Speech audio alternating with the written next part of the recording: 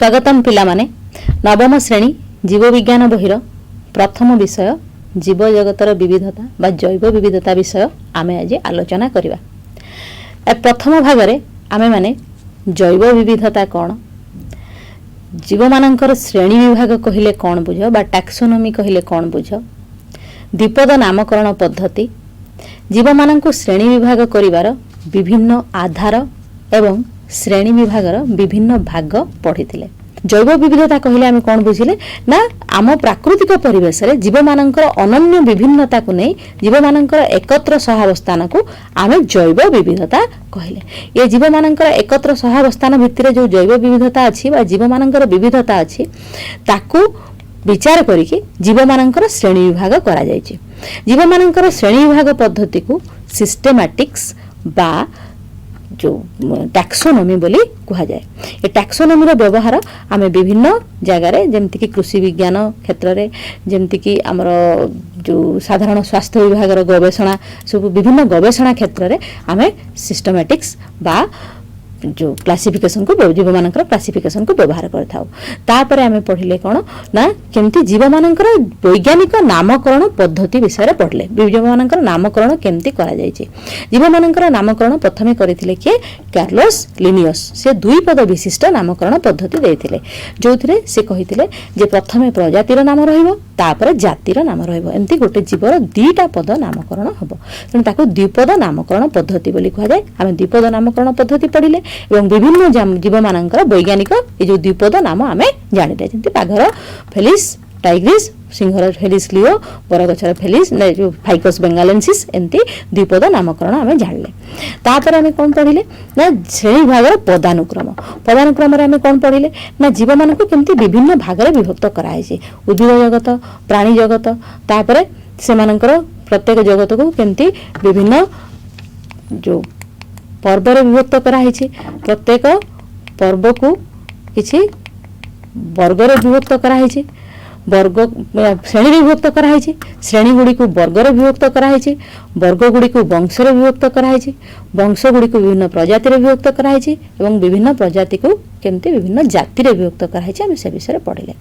तापर हम पढ़िले केमती जीव मानकर श्रेणी विभाग विभिन्न जगत बा विभिन्न आधार रे विभिन्न श्रेणी विभाग करा जायछि। तो आमे पंच जगत विशिष्ट श्रेणी विभाग पढ़ले। तीन जगत विशिष्ट श्रेणी विभाग प्रथमे हेतिला तापरे पंच जगत विशिष्ट श्रेणी विभाग पढ़ले। जो पांचटी जगत रे हम पढ़िले monera, protista, fungi, plantae, animalia परी पांचटी जगत अछि एवं आमे प्रत्येक जगतर तापर विशेषत्व पढ़िले। मोनेरा जगतर विशेषत्व हला एमाने एककोशी प्राग्नेष्टीय कोश। तापर प्रोटिस्टा जगतर विशेष लक्षण हला एमाने एककोशी शून्यष्टीय कोश। तापर फंजाई जगतर विशेष लक्षण हला एमाने सबु एककोशी ने बहुकोशी कवक एवं तापर प्लांटी जगतर विशेषत्व हला एमाने समस्ते हरित लवक थिबा सोभोजी उद्भिद एवं तापर आमे पढ़िले एनिमालिया जो माने होचंती बहुकोशी प्राणी। विभिन्न जीव मानकु केमती आमे भाग करथिले प्राणी उद्भिद तमाने जो चित्र रे बाघ, बिलेई, हरिण, प्रजापति, गच्छ सब देखुछ एमान को आमे केमती उद्भिद जगत प्राणी जगत भाग करथिले प्रथमे। तापरे सेमानंको पंच जगत विशिष्ट श्रेणी विभाग केमती करथिले। जो पांचटी जगत श्रेणी विभाग बा सर्वशेष विभाग जीव जगतर श्रेणी विभाग क्रमान्वय रे चलीछि।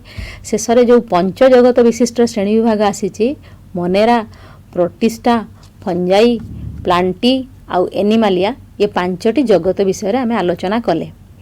ए जो पांचटी जगतरु आमे मोनेरा, प्रोटिस्टा एवं फंजाई जगतर जीव मानकर लक्षण एवं सेमानकर उदाहरण पढ़ी सारिछन्ती। वर्तमान आमे पढ़िबा प्लांटी जगत विषय रे। प्लांटी जगत को आमे उद्भिद जगत कहिताउ।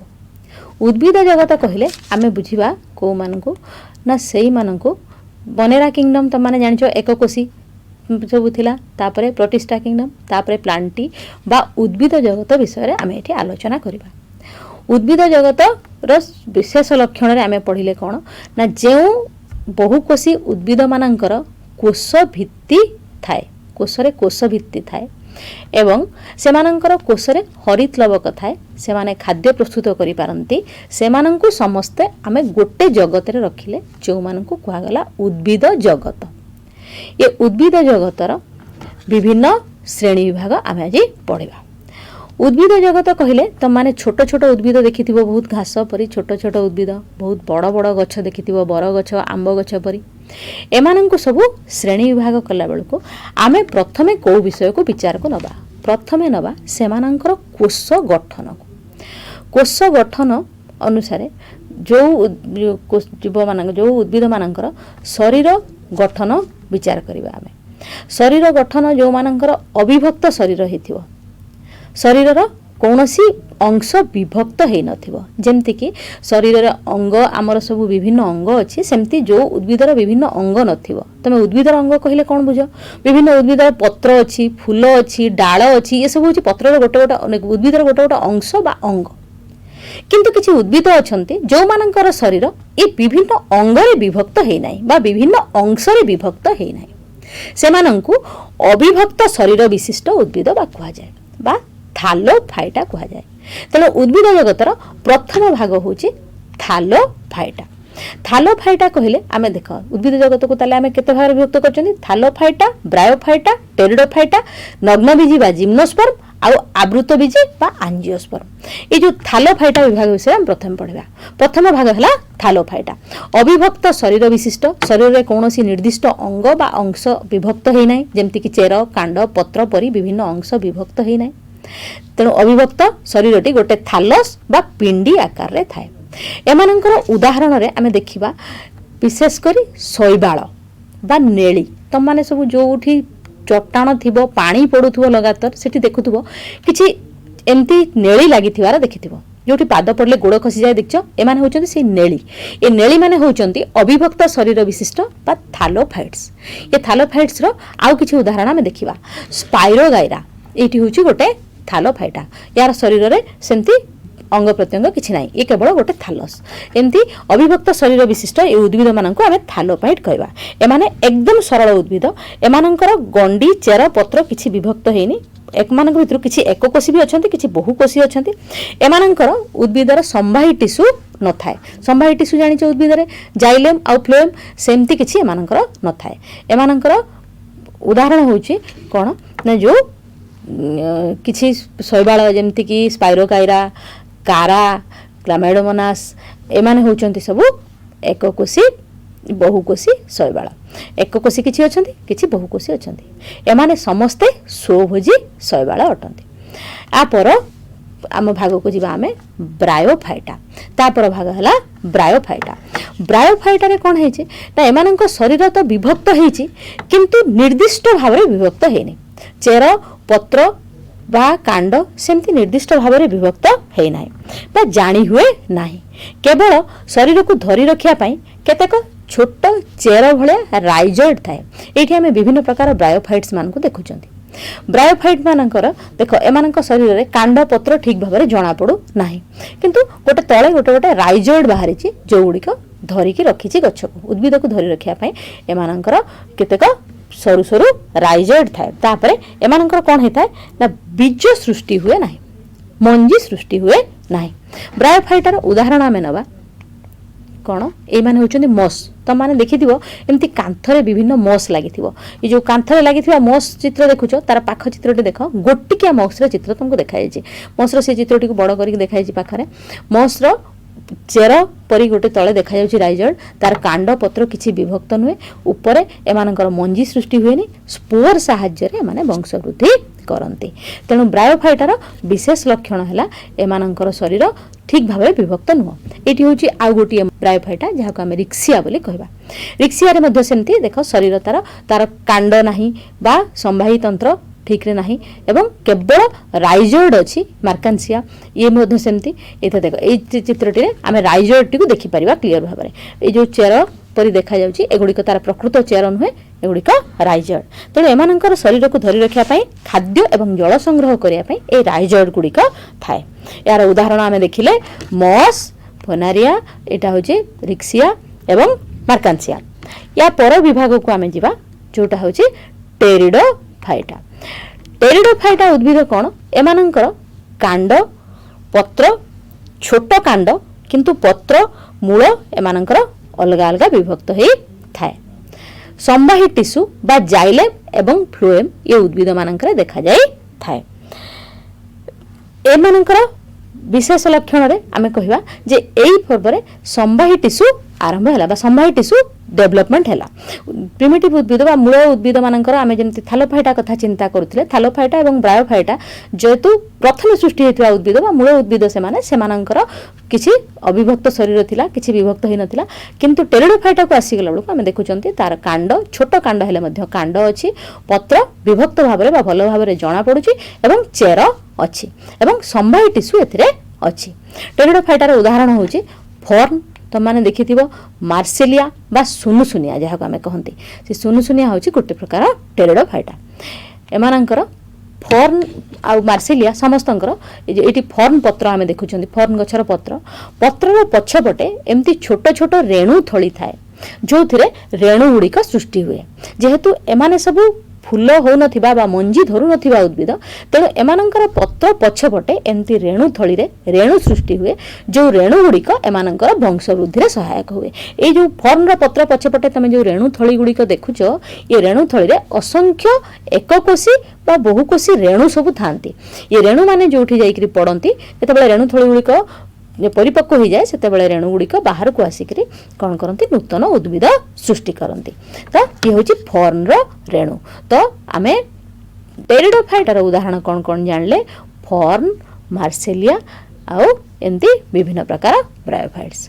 अच्छा, वर्तमान पर्यंत आमे जो तीनटा विभाग कले आलोचना कौन कौन, थालोफाइटा, ब्रायोफाइटा, तापरे आमे आसीबा टेरिडोफाइटा को।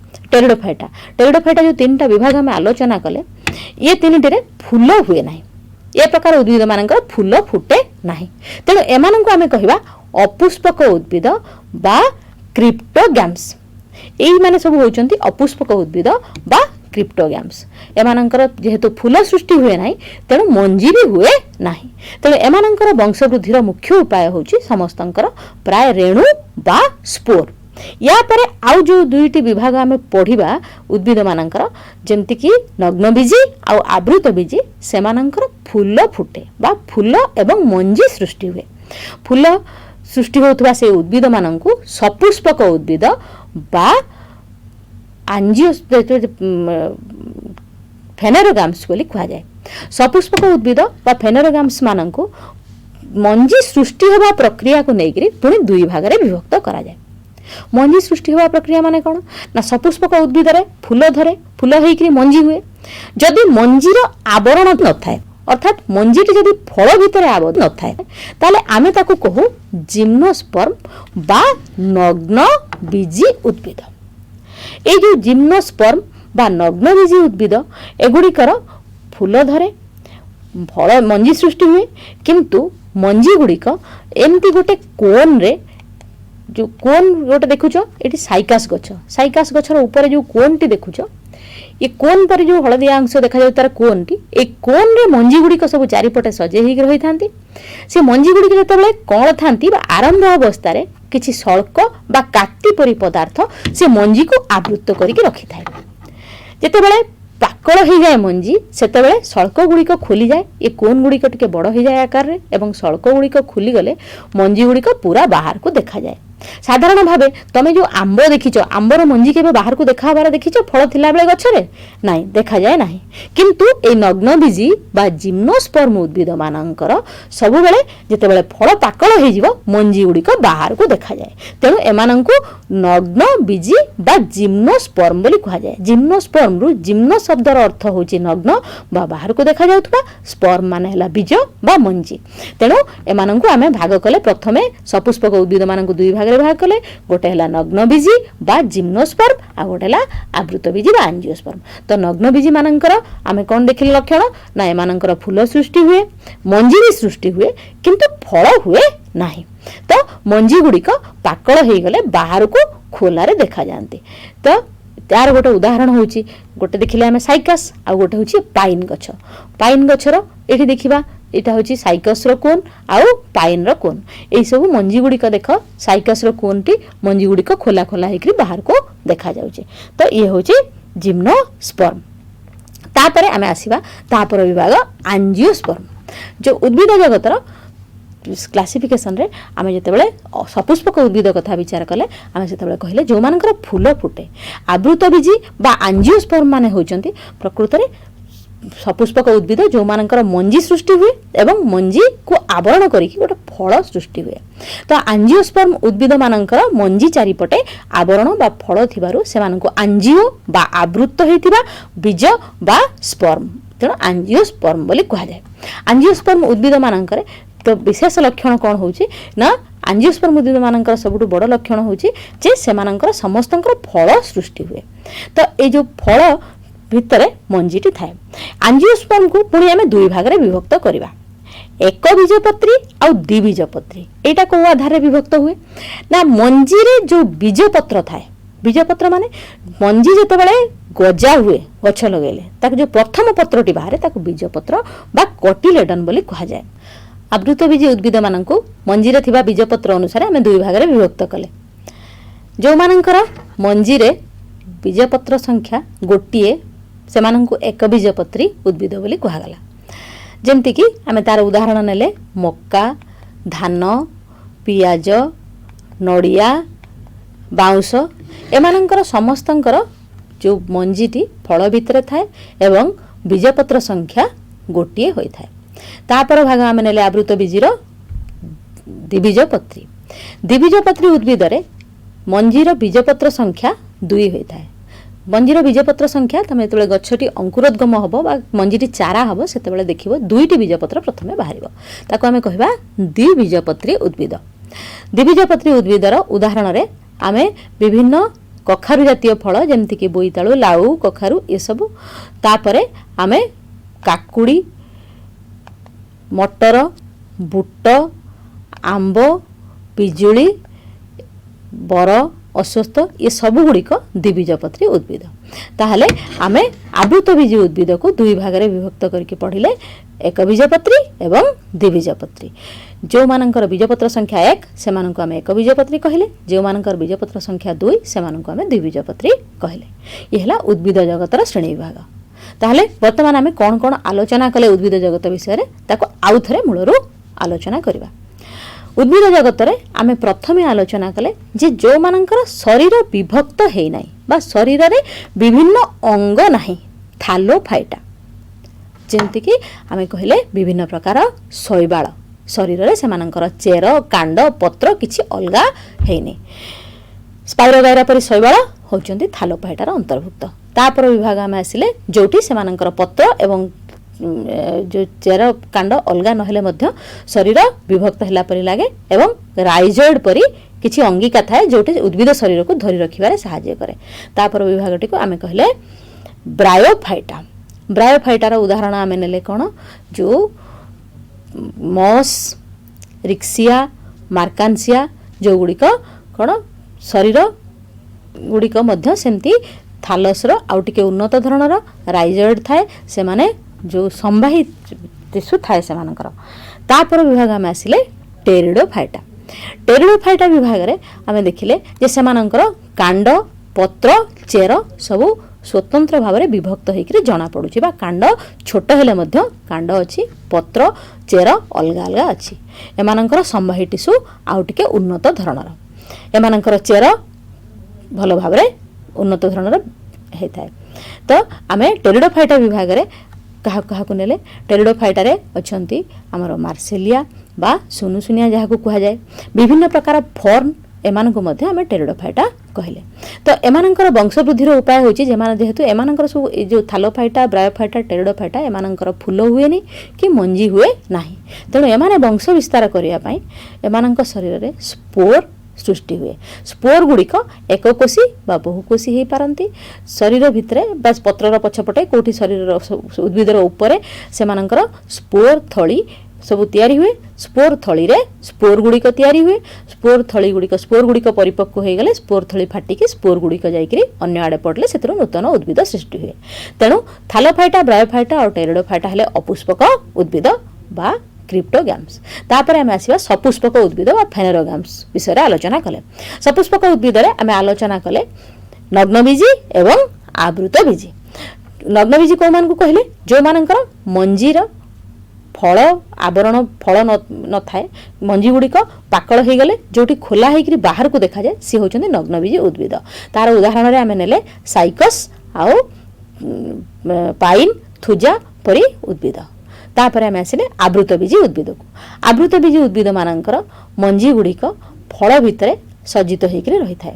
मंजीर आवरण विशेष आवरण भाव में मंजी को सुरक्षा देवाई फल गुड़िक थाए। तो आवृतबीजी उद्भिद को आम दुई भाग में विभक्त करके पढ़िले।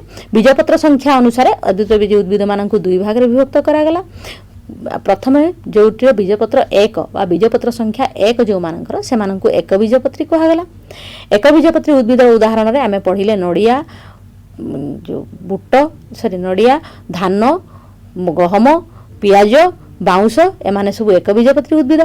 तापर जो उद्भिदर मंजीरे बीजपत्र संख्या 2 से आम द्विबीजपत्री उद्भिद कहले। द्विबीजपत्री उद्भिद जो बीजपत्र संख्या 2 तार उदाहरण आम पढ़िले जो बुट मटर आंब पिजुली बर अश्वस्थ बा अन्य जिते उद्भिद तुम देखुच प्राय बहुत गुड़िक द्विबीजपत्री उद्भिद अच्छा। ये है उद्भिद जगतर श्रेणी विभाग। बर्तमान आम जी पाठ पढ़िले ता विषय रे ए प्रश्न मानक आम देखा। जीव मानकर द्विपद नामकरण पद्धति कौन?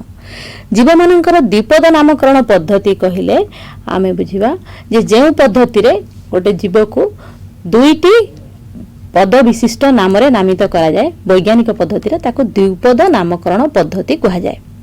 जो पद्धति रे आम प्रथमे प्रजातिर नाम एवं जातिर नाम लिखती याको कहा जाए द्विपद नामकरण पद्धति। जीव मानक श्रेणी विभागर उपयोगिता कौन? ए प्रश्नर उत्तर रे आमे कहिबा जे जीव मानकर श्रेणी विभाग द्वारा आमे विभिन्न जीव मानक चिन्हिबा सहज हुए। जीव मानक संबंध रे अधिक तथ्य मिले। विभिन्न भौगोलिक परिवेश रे थिबा जीव मानक जानी हुए। जीव मानक भितर अंत संबंध विषय रे बा सेमानक भितर पारस्परिक संबंध विषय रे आमे जानी पारिबा। जीव मानकर श्रेणी विभाग यह उपयोगिता। तापर स्वभोजी मोनेरार उदाहरण। मोनेरा माने एककोशी प्राक्निष्ठीय कोश तुम जान से भितर जो शैवाल माने अछंती सेई माने हेले स्वभोजी। तेणु एककोशी प्राक्निष्ठीय शैवाल माने होउचंती मोनेरार स्वभोजी जीव। छत्तु केउ जगतर अंतर्भुक्त? आमे पढ़िले जे समस्त कवक एवं छत्तु गुड़िक होउचंती फंजाई जगतर अंतर्भुक्त। तेणु छत्तु फंजाई जगतर गोटे जीव। तापरे उद्भिद जगतर दुईटी विशेष लक्षण। उद्भिद जगतर मूल लक्षणटी होउची कोन? एगुड़िक समस्ते स्वभोजी। द्वितीय लक्षण होउची एमानंकर कोष गुड़िक सब कोष भित्ति युक्त। बर्तमान उद्भिद जगतर श्रेणी विभाग में आम विभिन्न प्रश्न गुड़िक आलोचना करवा। फर्न स्पोर गुड़िक केउठारे थाए?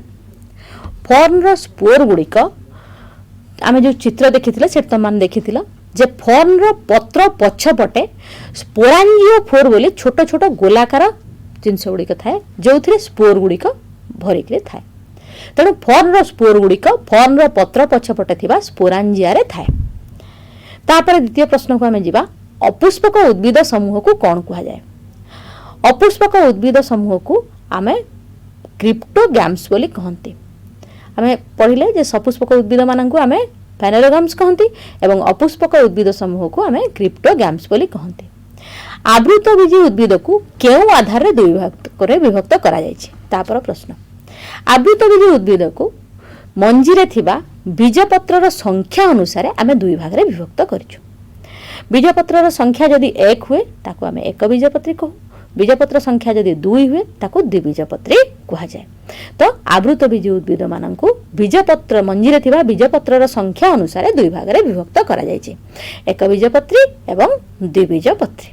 तुम माने सब शुणी थिबारु तुम मानकु धन्यवाद।